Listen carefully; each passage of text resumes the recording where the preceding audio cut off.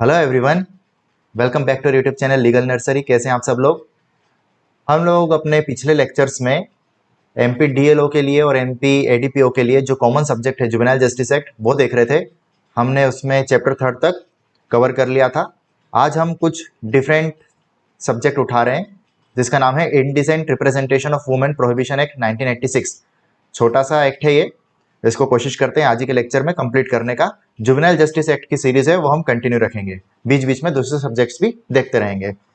तो आज का लेक्चर स्टार्ट करते हैं। स्टार्ट करने से पहले अगर आपने अभी तक हमारे चैनल को सब्सक्राइब नहीं करा है तो सब्सक्राइब कर लीजिए और बेल नोटिफिकेशन आइकन को प्रेस कर दीजिए ताकि सारी इंपॉर्टेंट अपडेट्स आप तक पहुंच जाए। उसके साथ ही टेलीग्राम चैनल की लिंक मैं डिस्क्रिप्शन बॉक्स में दे दूंगा, आप वहाँ पे भी हमसे जुड़ सकते हैं। और अगर आप इसकी तैयारी कर रहे हैं एडीपीओ डीएलओ के लिए तो हम लोग स्पेसिफिकली एक टेस्ट सीरीज लेके आ रहे हैं जो कि आपकी नेक्स्ट मंथ से स्टार्ट हो जाएंगी। शेड्यूल आपका 2-1 दिन में अपलोड कर दिया जाएगा एप्लीकेशन पे। हमारी Android application legal nursery play store से आप डाउनलोड कर सकते हैं, वहां पे आपको टेस्ट सीरीज मिल जाएगी और उसका शेड्यूल भी मिल जाएगा। तो आप इस वे में भी हमसे जुड़ सकते हैं। उसके साथ ही अगर आप तैयारी कर रहे हैं और क्लास देख रहे हैं तो हमने अपनी बैचेस स्टार्ट कर दी हैं एडीपीओ डीएलओ के लिए, आप उसमें भी एनरोल करवा सकते हैं। चलिए स्टार्ट करते हैं आज का लेक्चर।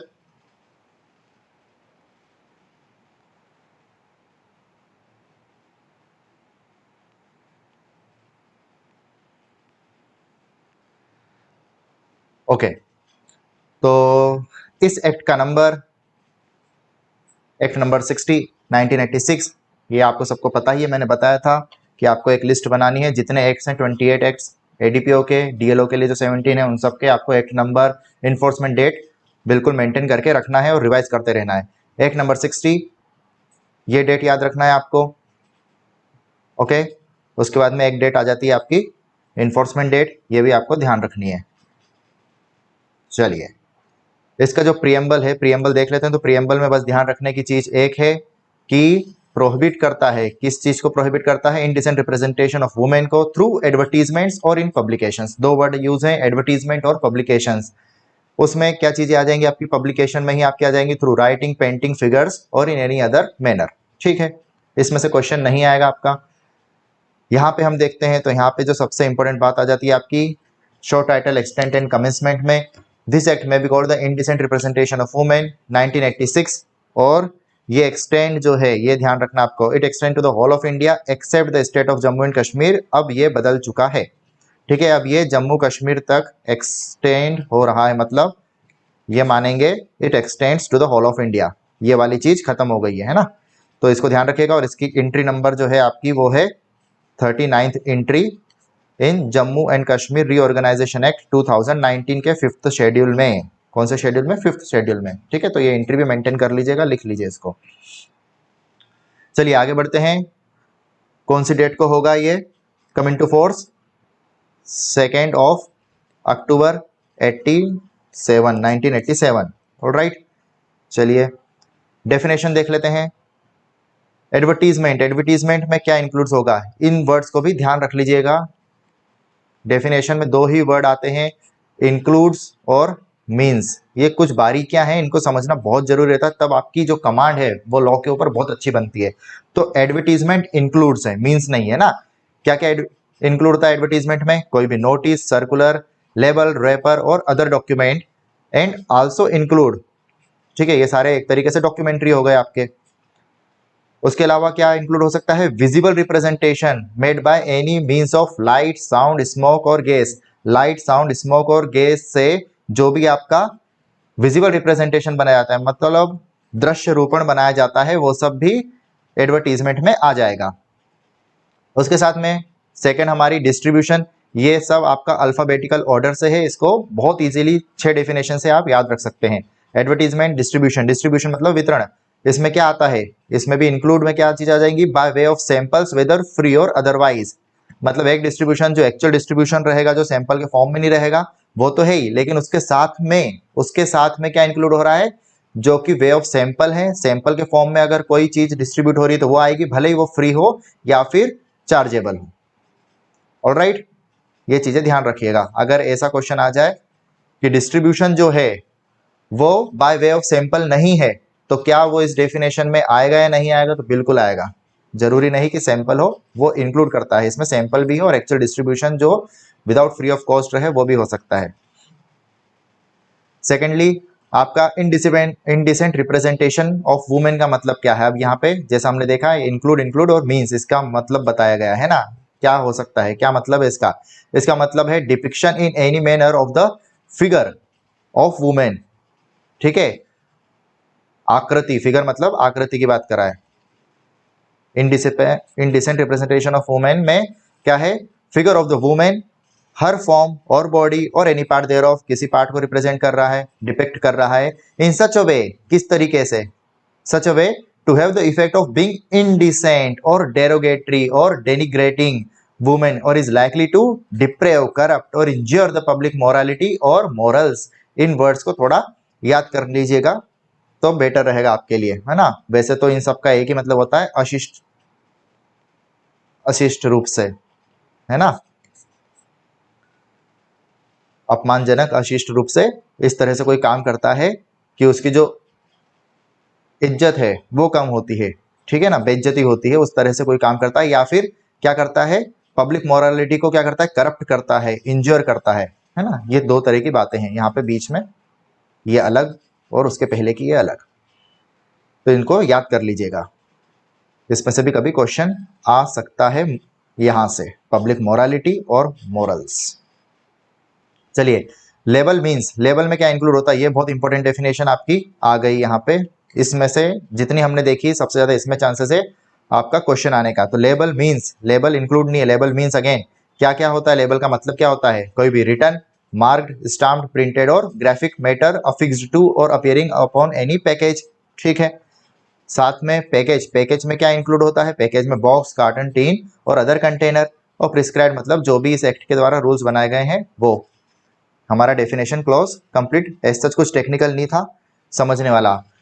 एक दो दिन में एनडीपीएस एक्ट की डेफिनेशन हम लोग देखेंगे, वो टेक्निकल है, वो समझेंगे बहुत अच्छे से। चलिए, prohibition of advertisement containing indecent representation of women. तो नो पर्सन शैल पब्लिश, क्या पब्लिश नहीं करेगा, या फिर कॉज टू बी पब्लिश्ड, या फिर अरेंज, या फिर take part in the publication, या फिर exhibition of any advertisement which contains indecent representation of women in any form. ठीक है, तो कितनी चीजें देख ली हमने देख लिया, publish, cause to be publish, arrange और take part in the publication और एग्जीबिशन ऑफ। ये एक लाइन से लिख लीजिएगा, है ना, कि publish, cause to be publish, arrange, take part, तो याद हो जाएंगे इजीली, एक दो बार पढ़ेंगे तो ही। नेक्स्ट देखते हैं, प्रोहिबिशन ऑफ पब्लिकेशन और sending by post of books, pamphlets, etc. containing indecent representation of women.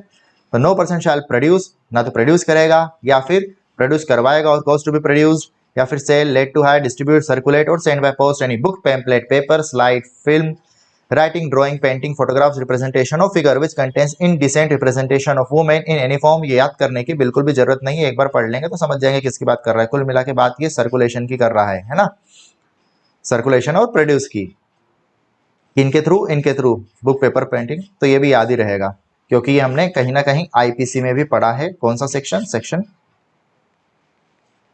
292 option object वाला।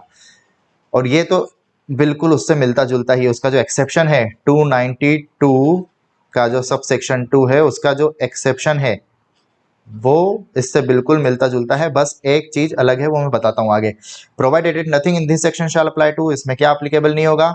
Any book, pamphlet, paper, slide, film जो कि यूज हो रही है आपके काहे के लिए? Publication which is prove to be justified as being for public good. अगर पब्लिक गुड के लिए है और ये सारी चीजें इन्वॉल्व हो रही है उसमें, तो ये प्रोहिबिशन अप्लीकेबल नहीं होगा। ओके, पब्लिक गुड के लिए तो प्रोहिबिशन अप्लीकेबल नहीं होगा। That such book, pamphlet, paper writing और is in interest of science, है ना, काहे के लिए पब्लिक गुड, किस चीज की बात करता है, क्या grounds? Interest of science, literature, art और लर्निंग और other objects of general concern. ठीक है, तो यहाँ पे एक तरीके से ये इसका एक्सेप्शन ही हो गया, प्रोविजो मतलब एक्सेप्शन ही हो गया। विच इज केप्ट और used bonafide for religious purposes. अगर रिलीजियस पर्पस के लिए कोई ऐसी पेंटिंग या डेपिक्शन है तो इसका मतलब ये नहीं है कि वो ऑब्सीन की कैटेगरी में आ गया, तो उसका जो पब्लिकेशन है वो हम प्रोहिबिट कर देंगे किसी तरीके से कि नहीं, इसको नहीं दिखाया जाए, इसको ढक के रख दिया जाए, ठीक है, या इसका इंडोर्समेंट नहीं किया जाए, नहीं, रिलीजियस पर्पस के लिए तो आप कर सकते हैं। और अगर साइंस के लिए है, लिटरेचर है के लिए है, आर्ट के लिए है, या किसी भी तरह की कोई स्टडी के लिए है तो भी उसका पब्लिकेशन हो सकता है। अब लास्ट पॉइंट इसमें, लास्ट नहीं एक और है, any representation sculptured, engraved, painted और otherwise represented on in any ancient monument, हम देखते ही हैं कई तरह के ऐसा रहता है, with in the meaning of ancient monument and archaeological sites and remains etcetera. ठीक है, तो इसका मतलब ये नहीं कि उस पर प्रोहिबिशन लग जाएगा। एनी टेम्पल और any car used for the conveyance of idols और केप्ट और used for any religious purpose, again religious purpose. ये पॉइंट आपका आईपीसी में नहीं है, ये यहाँ पे एक्स्ट्रा है।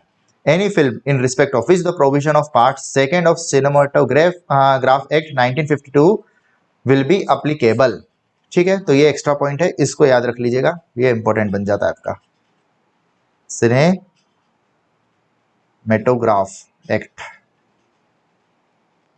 चलिए अगला section, power to enter and search की बात करते हैं। अगेन सीआरपीसी का प्रोविजन बताएंगे आप कौन सा, आईपीसी का तो मैंने बता दिया, अब सीआरपीसी का आप बताएंगे। Subject to such rules as may be prescribed any gazetted officer. जब मैं बोलता हूं बताइएगा तो प्लीज जब आप वीडियो देखें, और अगर आप इस पॉइंट तक देख रहे हैं, वैसे आपको देखना चाहिए पूरा, क्योंकि जब हम खुद पढ़ते हैं और अगर कोई दूसरा इंसान उस पर लेक्चर देता है या बताता है तो कुछ एक्स्ट्रा एक दो पॉइंट तो नए निकलते ही हैं। तो अगर आप देख रहे हैं और मैं बता रहा हूं कि आप यहाँ पे बताएंगे सीआरपीसी के कौन से प्रोविजन में, तो आप प्लीज कमेंट जरूर करिएगा, है ना, कमेंट करिएगा, वीडियो को लाइक भी करिएगा ताकि हम लोग भी मोटिवेटेड रहें आपके लिए ऐसे लेक्चर्स लाने के लिए। तो subject to such rules as may be prescribed any gazetted officer, कौन सी authority, gazetted officer authorised by the state government. ये दो चीज याद रखना है, ऐसे लिख लीजिए, gazetted officer by state government, ये आपको याद रह जाएगा। Within the local limits of the area for which he so authorised, क्या कर सकता है, enter and search at all reasonable times, किसी भी समय, रीजनेबल टाइम्स मतलब ऐसा नहीं कि रात में, शाम के पहले, है ना। With such assistance if any as he considers necessary, assistance ले सकता है जितना उसको लगता है। Any place in which he has reason to believe, क्या होना चाहिए, reason to believe that an offence under this act has been और इज बीइंग कमिटेड, क्या रीजन टू बिलीव होना चाहिए कि इस एक्ट में कोई भी ऑफेंस होने वाला है या हो चुका है, हैज बीन और इज बीइंग कमिटेड, हो रहा है। सेकेंडली सीज, क्या कर सकता है, इंटर और सर्च कर लिया, अब क्या कर सकता है इंटर और सर्च के बाद में, seize any advertisement or any book, pamphlet, paper, slide film, writing, drawing, painting, photograph, representation or figure which he has again reason to believe contravenes any of the provision of this act. अगर कोई भी ऐसी चीज ये जो बताई गई है ये इस एक्ट के प्रोविजंस को कंट्रावेन कर रही है तो उनको क्या कर सकता है, सीज कर सकता है, उसके पास में अगर रीजन टू बिलीव है तो वो सीज कर सकता है। Third, examine any record, register, document or any other material object found in place mention clause A and seize the same।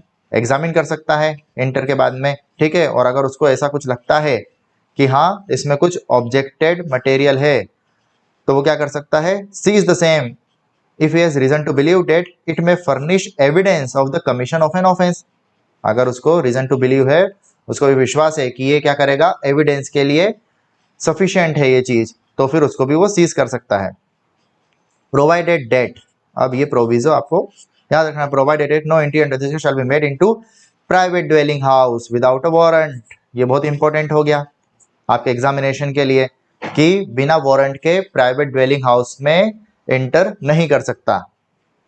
Alright, उसके बाद में एक और प्रोविजन है, वो क्या बोलता है, that the power of seizure under this section subsection may be exercised in respect of any document, article or thing which contains any such advertisement including the content if any of such document, article or thing if the advertisement, अब यहाँ पे if the advertisement cannot be separated by reason of its being embossed or otherwise from such document, article or thing।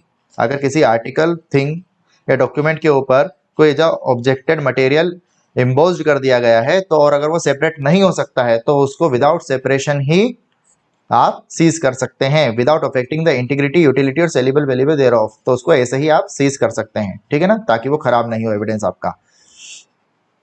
उसके साथ में the provision of the code of CrPC criminal procedure shall apply so far as may be applied to any search or seizure under this act as they apply to any search or seizure made under the authority of a warrant issued under section 94, जैसे 94 के provision है उसी तरीके से वो कर सकता है। 94 के प्रोविजन में कुछ अलग से बातें बताई गई हैं, वो देखना और समझना जरूरी है। अभी नहीं देखेंगे, जब सीआरपीसी देखेंगे तब उसको भी करेंगे।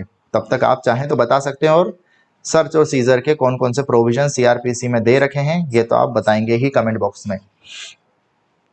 Where any person seizes anything under clause B, C, he shall as soon as may be inform the nearest magistrate and take his order as to the custody thereof. nearest magistrate को inform करना है। कौन से magistrate को? nearest magistrate को। Now penalty section 6 most important आपके लिए। क्या पेनल्टी रहेगी? पेनल्टी याद करना और रखना बहुत जरूरी है एडीपीओ एग्जामिनेशन के लिए। Any person who contravene the provision of 3 or 4, किसके प्रोविजन? 3 और 4। 3 और 4 में हमने क्या क्या देखा था? एक तो प्रोहिबिशन देखा था एडवर्टीजमेंट का, और दूसरा पब्लिकेशन और सर्कुलेशन का प्रोहिबिशन देखा था, है ना। Shall be punishable on first conviction with imprisonment of either description for a term which may extend to 2 years and with fine 2 year plus fine.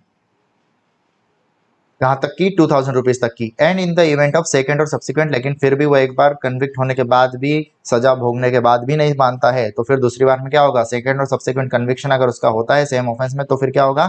For a term of not less than 6 months, 6 महीने से कम की सजा नहीं होगी, लेकिन वो कहां तक एक्सटेंड हो सकती है? 5 साल तक। और उसके साथ में उसको जुर्माना लग सकता है कम से कम 10,000 रुपए का, जो कि 1 लाख रुपए तक हो सकता है ना। इसको लिख लीजिए और याद कर लीजिए बिल्कुल। अब अगर कंपनी के द्वारा ऑफेंस करा गया है, तो ऐसे केस में बस आपके जितने भी कंपनी के उस समय जब ऑफेंस हुआ है, डायरेक्टर, मैनेजर, सेक्रेटरी वगैरह थे, वो भी लायबल होंगे, और साथ ही साथ कंपनी भी लायबल होगी। और अगर ये लोग प्रूव कर देते हैं कि ये हमारे नॉलेज के बाहर ये घटना घटित हुई है, ऐसा कोई ऑफेंस हुआ है जो हमको नहीं पता था, तो फिर ये एग्जम्प्टेड है, ठीक है, विदाउट हिज नॉलेज और that he had exercised due diligence to prevent the commission of such offence. उसके बाद में where any offence under this act had been committed by a company and it is proved that the offence had been committed with the consent और at connivance और attributable to director, अगर इन लोगों की consent से अगर कुछ होता है, तो फिर ये सारे लोग भी क्या रहेंगे? लायबल रहेंगे और पनिश्ड होंगे। कंपनी मतलब कोई भी कॉर्पोरेट, इंक्लूड्स अ फर्म और other association of individuals, and director in relation to a firm means a partner in the firm. इस बात को भी ध्यान रखना है, डायरेक्टर फर्म के रिलेशन में क्या होगा? उसका पार्टनर हो सकता है। अब ये भी मोस्ट इंपॉर्टेंट, एक तो आपका कौन कौन से सेक्शन हमने देख लिए जो बहुत ज्यादा इंपॉर्टेंट थे? Section 3 or 4 read with section 6, क्योंकि उसमें पनिशमेंट बताई गई है, ठीक है। उसके साथ में इंडिविजुअल सेक्शन आपका 5वां भी ठीक है, सर्च एंड सीजर, इसको सीआरपीसी के साथ रिलेट करके हमेशा याद रख सकते हैं हम। तो हमारे 1, 2, 3 और 4 सेक्शंस तो बिल्कुल याद हो गए, और 5वां आ गया आपका सेक्शन नंबर 8, ठीक है। Note with standing anything contain in the code of criminal procedure and offence punishable under this act shall be bailable, ठीक है, और शैल बी कॉग्निजेबल। बस इतना याद रखना है और कुछ भी नहीं, और सेक्शन नंबर याद रखना है। ये भी सेक्शन नंबर जब हम एडीपीओ देते हैं तो इस तरह के क्वेश्चन भी डायरेक्टली आ जाते हैं, और 28 सब्जेक्ट्स हैं, तो ये भी याद रखना बहुत मुश्किल हो जाता है कि किस एक्ट के किस सेक्शन में ये बात करी गई थी। लगभग ये बात आपको हर एक्ट में मिल ही जाएगी, है ना। तो सेक्शन नंबर इसका याद रखिएगा कि no suit or prosecution or other legal proceeding shall lie against central government or any state government or any officer of both for anything which is in good faith done or intend to be done under this act. बस section number याद रखना, बाकी same material आपको सारे acts में मिल जाएगा। Last, power to make rules, central government by notification carry out the provision of this act, central government authority है, इतना याद रखना है सबसे पहले तो। In particular, without prejudice to the general foregoing power, such rules may provide for all or any of the following matters। क्या क्या? ये सारे मैटर्स देख लीजिएगा, और फिर किस तरह से वो होगा? शैल बी लेड, बनाने के बाद में, रूल्स बनाने के बाद क्या होगा? आफ्टर में before each house of parliament, जब वो सेशन में रहे, for a total period of 30 days, विच में B comprised in 1 or 2 or more successive sessions, and before the expiry of sessions, immediately following the session or successive session, both houses agree in making any modification। देख लीजिएगा, same बात ही आपको सारे act में ये भी मिल जाएंगी, है ना। तो ऊपर वाला प्रोविजन और ये वाला प्रोविजन काफी एक्ट्स में आपको सिमिलर मिलेगा, इसमें कुछ नहीं होता। बस इसमें आपको बोथ हाउसेस ऑफ पार्लियामेंट याद रख लो और 30 दिन याद रख लो टेक्निकलिटी के लिए, और कुछ याद रखने की जरूरत नहीं है, कुछ भी अलग नहीं होता कभी भी। तो ये हमारा जो एक्ट था आज का ये कंप्लीट हो गया है। तो हमने 2 एक्ट अपने कंप्लीट कर लिए हैं, तीसरा हम जुवेनाइल जस्टिस एक्ट तो चला ही रहे हैं, वो भी कंप्लीट कर लेंगे। एनडीपीएस एक्ट की डेफिनेशंस में 1-2 दिन में लेके आ रहा हूँ आप लोगों के लिए, तो आप जुड़े रहिए हमारे साथ में। कोशिश करेंगे सारे ही एक्ट हम कंप्लीट कर ले। यहाँ पे पूरे तो नहीं हो पाएंगे, कुछ कुछ कमियां रह जाएंगी, उतने अच्छे से एक्सप्लेन भी नहीं कर पाते हैं यूट्यूब पे, बाकी फिर भी जितना बनेगा उतनी कोशिश हमारी रहेगी, है ना। तो आप चैनल को जरूर सब्सक्राइब कर लीजिएगा, टेलीग्राम चैनल को ज्वाइन कर लीजिएगा और एप्लीकेशन की भी लिंक मैं आपको डिस्क्रिप्शन बॉक्स में दे दूंगा, आप वहां से भी डाउनलोड कर सकते हैं और जो भी हम कोर्सेज चला रहे हैं, टेस्ट सीरीज चला रहे हैं, वो वहां पे जाके देख सकते हैं और एनरोल कर सकते हैं। ओके, चलिए मिलते हैं नेक्स्ट लेक्चर में एनडीपीएस एक्ट की डेफिनेशन के साथ में। Thank you so much.